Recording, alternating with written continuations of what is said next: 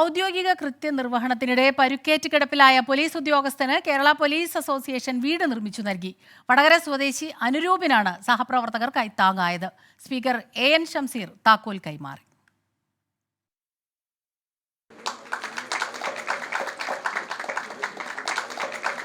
കഴിഞ്ഞ വർഷം July 15-നായിരുന്നു പട്രോളിങ്ങിനിടെ police വാഹനം മറിഞ്ഞ് പേരാമ്പ്ര പോലീസ് സ്റ്റേഷനിലെ 4 ഉദ്യോഗസ്ഥർക്ക് പരിക്കേറ്റത്.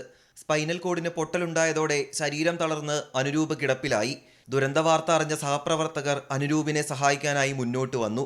മുഴുവൻ അംഗങ്ങളിൽ നിന്നും 100 രൂപ വീതം സമാഹരിച്ച് 20 ലക്ഷത്തോളം രൂപ ചിലവഴിച്ച് വീടെന്ന സ്വപ്നം ഒടുവിൽ യാഥാർത്ഥ്യമാക്കി. സ്പീക്കർ AN ഷംസീർ താക്കോൽ കൈമാറി.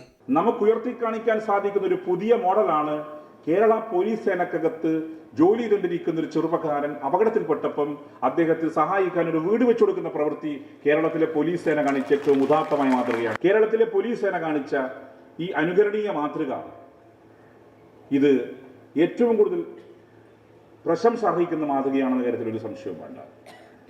അതിലൂടെ അനുരൂപ് മാത്രമല്ല, അനുരൂപിലൂടെ ഈ സേനക്കകത്തുള്ള 10,000-കണക്കിന് ആളുകളുടെയും ആത്മവിശ്വാസം വർദ്ധിച്ചു. നേരത്തെ എടുത്ത ഭവന വായ്പ പോലീസ് ഹൗസിംഗ് സഹകരണ സംഘം എഴുതിത്തള്ളി.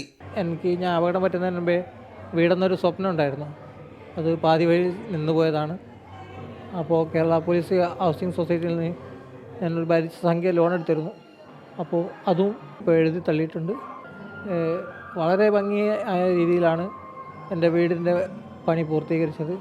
ഭാവി ജീവിതത്തിൽ യൂണിഫോം അണിഞ്ഞ് എൻ്റെ കാക്കി കുടുംബത്തിലേക്ക് തിരികെ പ്രവേശിക്കണമെന്ന് അതിയായ ആഗ്രഹമുണ്ട്. Kuttiady MLA KP Kunhammadkutty master, Kozhikode rural SP Nithin Raj എന്നിവരും ചടങ്ങിൽ പങ്കെടുത്തു. 24 കോഴിക്കോട്.